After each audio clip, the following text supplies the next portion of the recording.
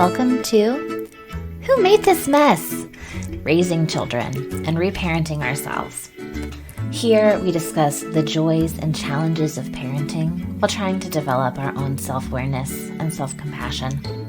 Raising children can be messy and so hard, but we believe that as we learn to embrace our own messiness and imperfection, we can learn to show up for our kids and raise a gentler generation.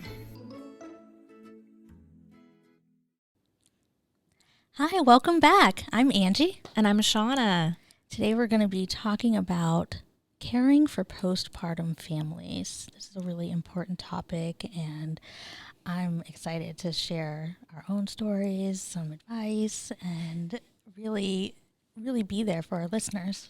Yeah, I think this is something that if you are a parent or an expecting parent is really important, but also just as someone who knows people who are going to be going through a big transition in their family, welcoming their first baby, becoming parents for the first time, or even this is still really important for people who are adding new family members. I mean, I think there's a big aspect of this that is like the physical experience, the physical needs in a family increasing, but also the emotional experience of all of that. And that looks different from child to child, I'm sure. Yeah, it sure does. Yes. Yeah. Yes. But I think like we have our own experiences that we wanted to take some time to just kind of process, right? Like what was that like? What was postpartum like? For you, what was it like for me? And then in the future, you know, we're really gonna dig into here's some take-home tips, right, for what you can do to prepare for that time. So, what was it like for you? Your kids are 11 and 10? Yes. Okay. Well, almost 10. A few days. Yep. But yeah, so my postpartum was a long time ago. Yeah. And it was things that I didn't expect. Some things I did expect. I was supported well by my mother and my family, and by friends from community at our church. But one thing that I was very surprised about was I was not supported through my job, and some of the things that I felt in my postpartum was a lot of loneliness. I didn't realize that I would feel so physically awful and not be able to do things that I thought I would be able to as a new mom. You know, you want to just love on your baby and be there for every little moment. And I was physically unable to do what I really wanted to do. And so my husband was doing really well. He was really supportive, really good at taking on things, but it made me sad that I felt like got more of that like bonding time because my postpartum recovery was tough. So to go back to like the support and being lonely, I had expected support through those around me that I saw daily when I was working. Yeah. And unfortunately, that's not something that happened. At the job that I was working when I was first pregnant with Jasmine, I had a really great work family. And I call them family because I did become very close with them. And it was just a great group of people. Every workplace has their stuff, and we did too. But it was really a great, memorable place. I had a lot of lessons there, a lot of relationships that I do cherish. And one thing that was unfortunate was that the company was very small. And so when I let them know that I was expecting and finding out what that would look like, I had no idea what it would look like. And so I didn't really have a lot of guidance. It was just, you go in, you tell your work, and they set up when you're going to go on maternity leave. And that was all I knew. And because the company was under 50 people, they weren't required at that time to have a maternity leave available for me. And so basically what was going to happen was when I left to go have my baby, I was losing my job. And so that was really tough because, you know, having a new baby, I'm going to lose my job. Yeah. And so that was very stressful. That's huge. Yeah. Right? Like, yeah. you know, to not just go into a big transition within your family, but really that affects your whole life, right? Yeah. And planning and stress and How am I anxiety gonna about support this finances. baby? Yeah. Was your husband working at the time? He was, yeah. And so thankfully, like, you know, he just was like, he was more like, we'll be all right. God's got us, you know. But, you know, it was really stressful. And I think it was so disappointing because I did well at the job that I did. The company knew that I did well at the job that I did. They even said in the meeting, like, as soon, you know, when you're done with what would be a maternity leave time, you are welcome to come back and apply basically for the job back. But it was like there was no guarantees, you know. I could be replaced. And they knew you were good at your job. They're like, we like you as an employee. Like, just come back and apply again. You know, it was like it was so weird. And I'm newly married. I'm like a month into marriage, and you find out that you're pregnant. Yeah. And so it's like I just didn't know what to do. And I probably at that time could have fought a little bit more for like some rights as a new parent or something, but I didn't know. I was just really sad about it. And it was like, there was nothing I could do. And so I just worked as much as I could. We saved and I left my job. And so to say all that, it was awkward for the time I was pregnant. Everybody was excited, but at the same time, it was like, I do feel like there were certain things that might have been limited. We couldn't really talk about certain things because like they knew I was like losing my job. But, you know, if you're still at the company, you can't really discuss it or very, very well, like strongly voice your opinion. Then your own job's in jeopardy as well, probably. And so I think there was just limitations before and then afterwards leaving. You know, I did get some support, some text, but it wasn't the same as what I would think it would have been had I been leaving for maternity leave and then on the way back. I think people would have communicated to me a lot more. Yeah. Now, thankfully, it worked out that I went back to work there after having Jasmine for a little bit. I left again to have Ethan, and then I was called and asked to come back, you know, for a little bit of time after Ethan, and then it worked well. Like the relationships picked up right where they left off, and I did get the support from those people. But the structural supports weren't there, right? The society supports weren't there, and the United States is actually far behind a lot of other countries when it comes to postpartum, paid maternity leave, paid paternity leave, really supporting parents in that way. Because in the United States, you are guaranteed 0 weeks. Yeah. 0 weeks of paid leave, right? No one has to provide that for you. And so, you know, maybe the larger companies will have that support in place. But smaller companies likely won't.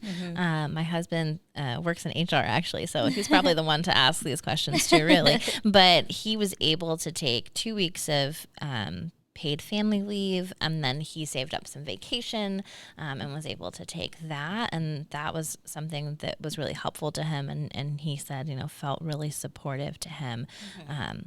But I think that should be the norm, if not more, right? I think, you know, mothers or the birthing parent tends to get the major medical leave, right? Which is not guaranteed to be 100% of your salary. It's not like vacation time. It's a percentage of your salary that you're getting. And so that's really tough. For me, when we were talking about this a little bit earlier, I was saying about like, I work for myself. And so I have to allot that time. I forgot that I wasn't working for myself fully. So thankfully, past Shauna had banked some time for disability. And so I was able to use some of my banked time at my agency job, even though I was part-time. So that helped. That did help during that postpartum time when you're used to kind of making a certain kind of financial contribution to your family, and then all of a sudden you cannot. Like, my mind cannot comprehend the mothers that have to go back to work 2 weeks, 3 weeks after having a baby. Like, I do not know how that is not just emotionally possible, but physically possible because of all of the things that your body has been through. Yes, it's like surgery. It is. For some people, literally, it's a major surgery if you have to have a C-section, right? And even if you don't, if you don't have an uncomplicated vaginal birth, it is still a lot that your body is going through. I was saying it is a wound the size of a dinner plate inside of you from your placenta detaching from, you know, that is the wound that is left inside of you after giving birth. And that was a surprise for me. I really did not expect to feel so badly after birth and after coming home with Jasmine. It was recovery. I had lost a lot of blood. I was just extremely weak. And then with Ethan, my tailbone had broken. And so it was really uncomfortable to lay, to sit, to stand, anything. And so it was just, I was in pain all the time. And it took a long time to feel myself again. And did you have support from your doctors during that period? I did. I think I just didn't. I was young in my mind as far as in just knowing to utilize the support. They certainly offered it. There were even times I was able to call like hotlines and stuff too that was connected to my doctor. And there were times like I did use it, but I think I could have utilized it more than I did. Yeah. I think I always had this like mindset that if I needed more support, it was like I wasn't doing a good job. And so one thing when it comes to postpartum care that I've realized over the years is it's not just when your child is a few weeks old or a newborn or under that first year. Postpartum care for me lasted, and we'll get into this, but lasted for years up until about age 5 of my children. And so just kind of letting go of that postpartum care for families, like families with young children need support. Families with any children need support. But it's just like a certain kind of support that is needed in those young years. And it doesn't have to be a newborn baby if you need support. I think like you're talking about that idea of support and like the amount of support that parents need. I think just like the amount of understanding that parents need. You know, I worked a lot with parents before becoming a parent on my own. And so I think I thought in some ways that I did have some insider knowledge, right, on like the real struggles that parents go through. And so I was prepared for it to be really hard emotionally and in some ways physically. I don't think I was as prepared for how hard it is logistically. And like really it's like the constant feedings that a newborn requires every like 2 to 3 hours. It feels like you're feeding that baby, right? And so logistically trying to plan, you have a newborn baby and you're trying to go to a family event, a family party, or church on a Sunday morning. Oh my goodness. Like the planning that involves like, when are you going to feed the baby? And, what happens, with the amount of diapers that you need and the outfit changes. And like, there's so many things that go into that. And I don't think that I had reasonable expectations for myself, but also like to understand what it might take my friend or my cousin to get to said place, right? Like to get to a family dinner or to get to a day out at the zoo, right? It's like, oh, we're going to do this fun day out at the zoo. It's like, no, actually there are like a million steps that parent has to put in place before they can get there, before they can, go have the fun outing. It's hard. It's hard work.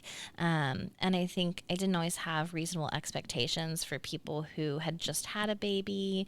If it's like wanting somebody to volunteer volunteer for something at church, or, you know, I just don't think I didn't have that experience yet to really be able to put myself in somebody else's shoes. And you do all that planning and packing of things, and then you get there and, you know, baby only lasts an hour before you're like, we gotta go. Like, and then as a parent, you're like, is it worth it? And then you find yourself saying, well, no, you know, no, you know, next time. And then it does make you feel lonely, you know, and I think, like, as a parent, I would look forward to going to somewhere, you know, with friends, or, you know, say it's like a zoo trip or something like that.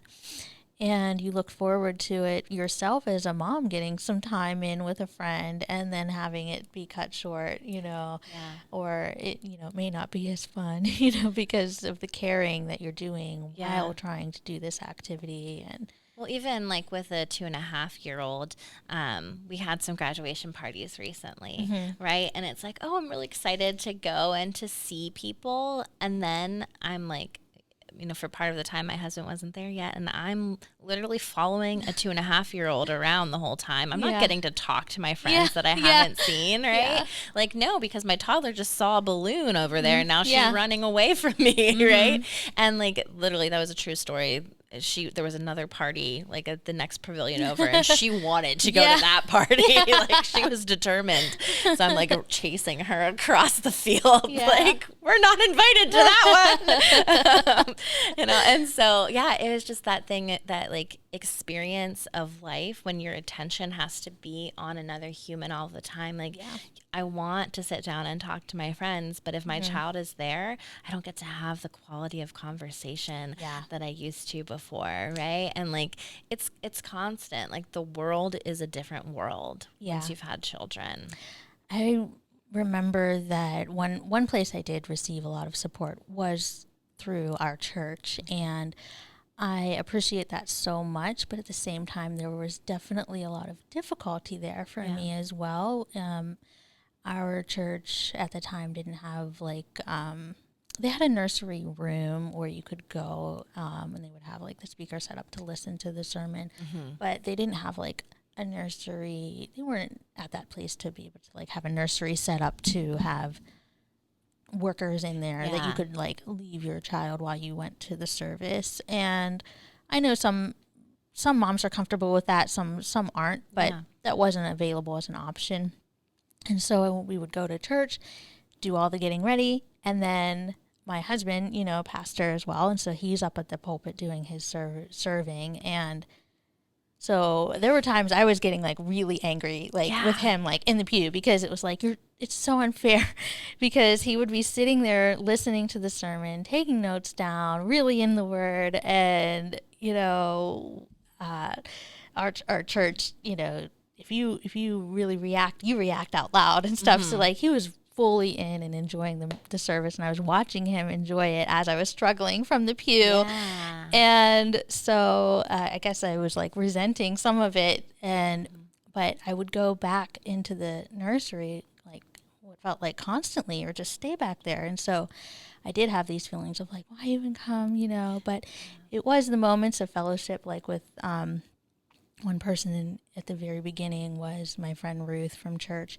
She had just had a baby that was under a year old as well. She had 2 older boys already, and so she had gone through this. And so she came alongside and really, really helped me many, many Sundays just by encouraging me. She would just lift me up as a person, lift me up as a mother, show support, tell me I was doing a good job. I call her like, she was just a cheerleader for me. And so those words, that moment that I did get with her, even if it was like we were both in the nursery room, you know, for a moment, it was just so, so helpful. And then it wasn't until, and then even like, so that happened again though, the struggle of like, once you get your newborn figured out into your routine, and then I'm able to be in service because I have all the right things in my bag. Then comes like the potty training years. And so then like it happened all over again, because I was constantly going to the back, and so I was missing the whole sermon. I was missing the whole worship time. I was missing so much.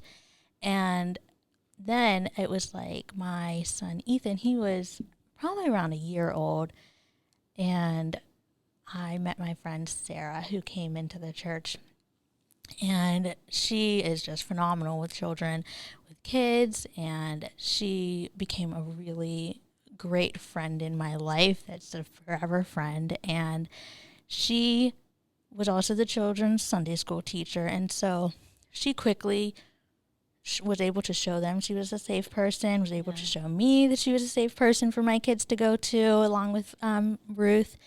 And then what I really liked about Sarah was she would just do things. She wasn't like, she knew it was okay. There were certain things she would ask, but she would just do them, because I think if people were to ask, do you need help? Do you want them to come sit with me? I would have been like, no, it's okay, you know. Mm-hmm. And she would just do it in a way, even if she asked, she would ask in a way, or just do things in a way that it was just helpful right away. I didn't have to like make a decision like yes or no, like. Yeah. And so she would, if I had Ethan, he was still pretty young, so like Jasmine would go to her, and she grew to be like their favorite person at church. And so it was so helpful. That helped me for so many years. Yeah. And she's like their Aunt Sarah now, so that relationship has helped me so much. And I have told her so many times, and I'll tell her again, but she was there for me consistently, and there for the kids consistently at church, and that helped so much. It is cliche that it takes a village, right? Yeah. But like, it is so true that you need that network of support. Mm-hmm. I know not everybody gets that or has that, and I think that is something, like, as you're kind of transitioning, in life into parenthood, starting to look for that network of support is really valuable, right? Like, if you don't have it, are there communities that you want to get involved in? Are there ways to reach out? Like, even if it's the mom groups on Facebook, right, where you can ask questions, and that can be really helpful. But like, sometimes it's having that really practical support, the like physical, I am here to take this child like to another section of the room so that you can like just have some personal space for a minute, right? But like, I think having people, like for me, it looked a little bit different because I had my daughter in the pandemic, right? And so being around people wasn't as easy. There was a lot more anxiety around that. And I kind of had to think in advance of like, okay, who's in my bubble, right? Who's in my pod, I think is what people would say. And for me, it was really important that my parents were part of that. Even if it meant like, wear a mask around the baby, right? And that was a thing in the beginning. Like, it was really important to me that everybody wore a mask when they were around the baby. And, if you touch the baby, you definitely have to wash your hands first, right? Yeah. And like, there's all this stress and anxiety around that. Because I think sometimes you're like, oh, I'm going to come over and hold your baby, right? And someone might think that is a way that they're offering support. But really that parent might feel anxiety about that idea. And so that might not be that might be a good way for you to get your baby snuggles in. But really, like, if you're trying to offer support, it's about meeting that family or that parent where they are in that moment, right. Which might not be physically touching the baby, right? Like, it might mean I'm going to hold my baby while you go wash my dishes for me. Yeah. And that's going to be what really helps me to feel supported. So for me in that time, it was me and my husband and my mom and dad coming into the house. I don't remember having many other people in the house. I think sometimes people would come to the porch a lot to drop things off for us. So we had a really good community of friends and church family and family members that prepared food for us, that dropped off meals, that picked up groceries. And oh my goodness, that was huge. That helped so much because in those early weeks, especially, you don't have the capacity to do anything that involves more than one hand. Yeah. Really, I remember my mom stayed for several days after each of them. And like the help that was, she again, like brought food, cleaned up, and that's the thing, like the cleanup too. Yes. And, those moms, they'll do that. And so, but with COVID, it does look very different. So even I'm sure that there were some that probably were even hesitant, like to have a meal brought in. Yeah. But we had both mentioned like restaurant gift card or DoorDash gift card, stuff like that. But now it is easy to do like a grocery run and drop off too. Yeah. And I think to do it without the expectation that you're going to sit and visit. I think that was a big change for me too, is like before COVID and before I had a baby of my own, I loved my close friends to go to the hospital when they had a baby. And I thought like that was me giving support. And maybe it did communicate support. And I was trying to communicate support and I wanted to meet their baby and I wanted to see them. I think being on the other side of it now, I see how maybe that wasn't the best way to provide support because like I'm coming to see their baby, but what they really needed was food or somebody to, make sure that their dog is taken out at home, right? Like to more than just like coming to the hospital to see the baby. It's like maybe they needed space and I can do something else to support them. And I don't think I totally got that. And I think COVID did change those things where it was like nobody could come to visit me in the hospital, right? Like not even my parents could come to visit me in the hospital when I had Etta. And so like that was okay because guess who did visit us in the hospital? Like 50 million doctors every 5 minutes, right? And like a lactation consultant, like nurses, and it was constant. So we got like no sleep while we were at the hospital. And so like what was really helpful for me was when I came home from the hospital, well, if you listen to my birth story, I had to go back into the hospital. And so my parents were hugely instrumental in taking care of my baby while I was in the hospital. But having my parents there, they spent the night, multiple nights. My mom, I remember sitting down with my husband and my mom and be like, okay, we're coming up with a nighttime schedule. Because I was breastfeeding, but also because I had to go in the hospital, I had introduced a bottle and some formula. Yeah. And so I was able to delegate feedings to some people so that I could get some sleep. To go back to that idea of physical recovery, as the birthing parent, we really need to take time for rest and healing and recovery of our own. This is interesting to me in I think it's Chinese culture.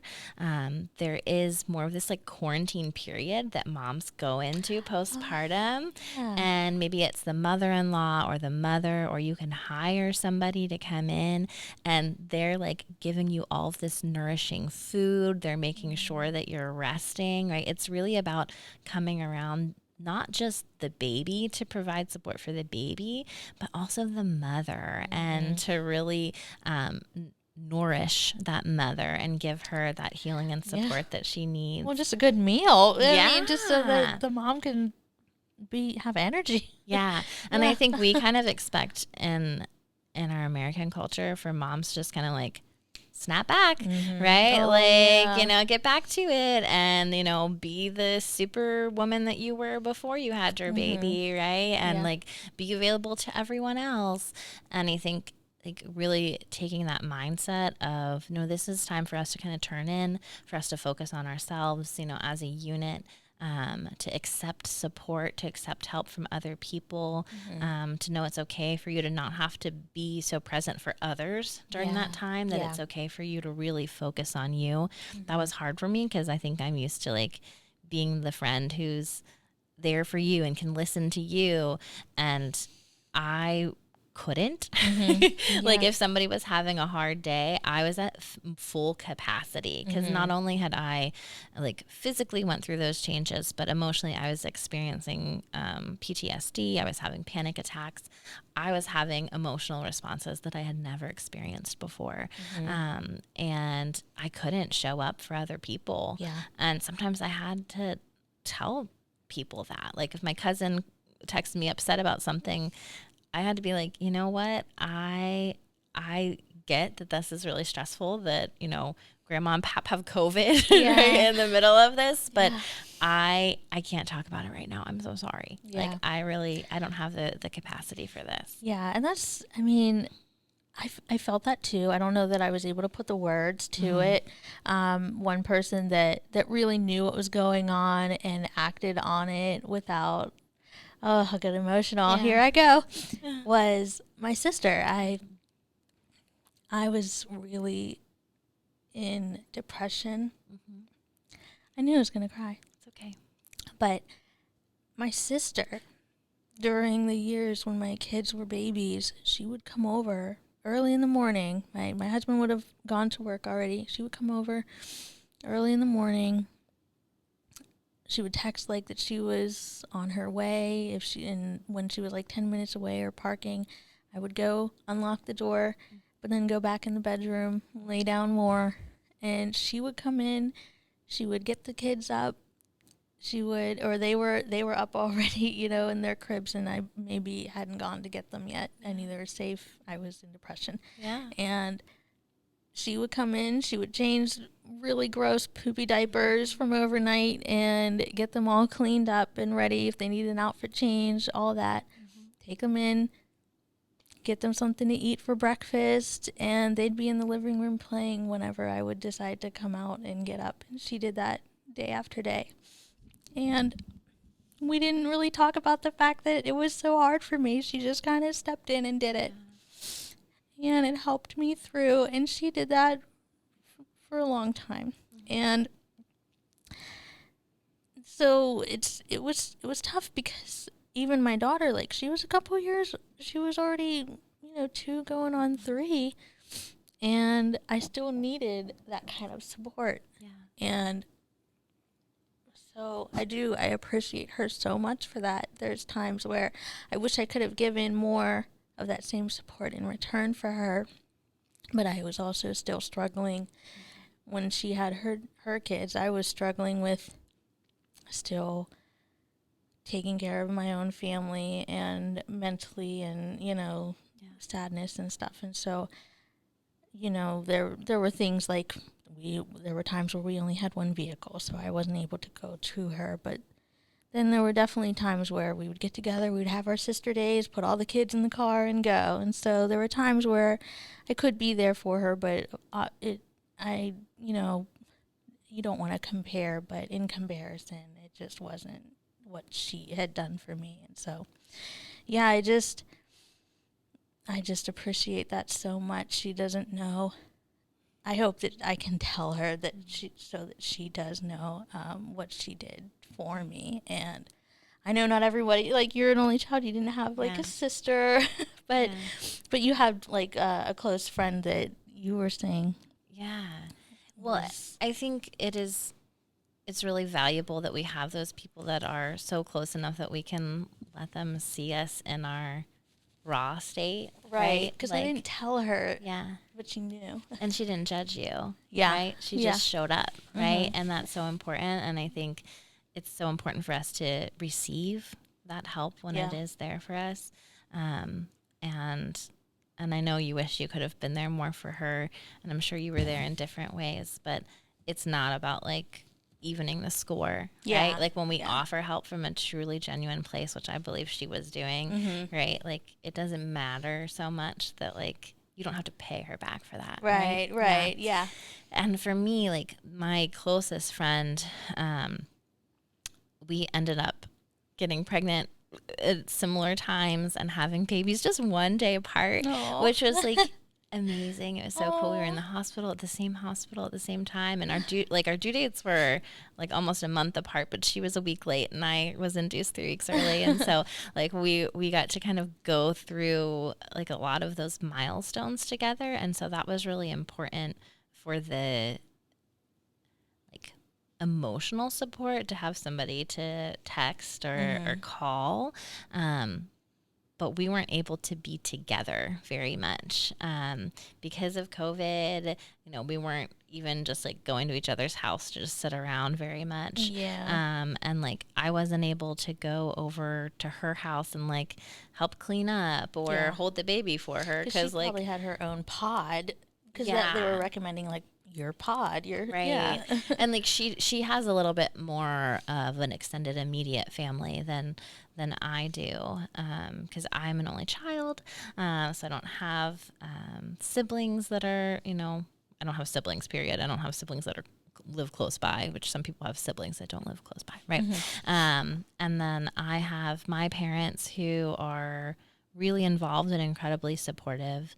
But my husband's parents passed away before we had our daughter, which was an incredibly difficult experience, to not have them there, like emotionally, but also we didn't have their physical support that I'm sure they would have provided had they been around for us. And so, I think my pod was small, right? It was small in terms of the people who were there the day in and day out, but thankfully our community was really large. And so, you know, friends were huge to us, right? Just the people who were dropping things off or, you know, providing emotional support, people I could call, like you in that time, or somebody who, you know, I could reach out to if I needed somebody. And, my friend Amanda, you know, she has kids who are a little bit older. And so she was able to come, and she actually did come to the house one time because she's a photographer, right? And she took some newborn pictures, but I remember she brought this care package for me. And it had like the sweetest things in it, right? Because it had like mom and dad mugs, and that was really like sweet, because one, we did need a lot of coffee, but two, it was like, oh yeah, this is our new identity, right? It had a really soft blanket, which I think is like something we forget about. It wasn't a blanket for the baby, it was a blanket for me. Because we need those comforting things around us, right? Like in those not just like physically stressful times, but really emotionally stressful times. And I had lots of snacks that I could eat one-handed, and had a lot of the one-handed snacks. Yeah, like granola bars and oatmeal and like body armor drinks, like things that are really good for breastfeeding, like to keep you hydrated. And so like it didn't feel like it was just about the baby. It felt like she came to like care for me in that way. And even though she lives like a couple hours away, so she was only there for that one day, it was like those are things that we used for weeks, right? That like she thought about the things that we would need and would support us. And like those things that's like a big deal, to not just think about the baby, but to think about the whole family, to think about the mom and what she needs. And I think a lot of times too, we neglect the dads and what they might need, right? And so like, I think dads need other dads to reach out to them a lot, right? To just like be there to support and communicate as well. 'Cause it's hard on them too. Yeah, for sure. Yeah. Well, I think we talked a lot about the things that surprised us in the postpartum period, and all of those stresses that are there. And I think we have some good ideas for like the biggest supports and what really matters. And I think it would be helpful to maybe break that down a little bit more, and, you know, a part 2 episode of like, what are things you can do to support families in the postpartum period. But if you are a parent who is expecting, or you're thinking about having a baby, and you want to kind of be setting up those supports for yourself, what might be really helpful, what might you need. So let's talk about that next time. Yeah, absolutely. So we would love to hear from you. Let us know what you think. Give us a thumbs up, subscribe. We would love for you to get that notification that part 2 is on the way. You can email us at whomadethismesspod@gmail.com. You can also find us on Instagram at Who Made This Mess Podcast. I can be found at Robinson right now. I'm at The Nerdy Nurturer. Thanks for listening.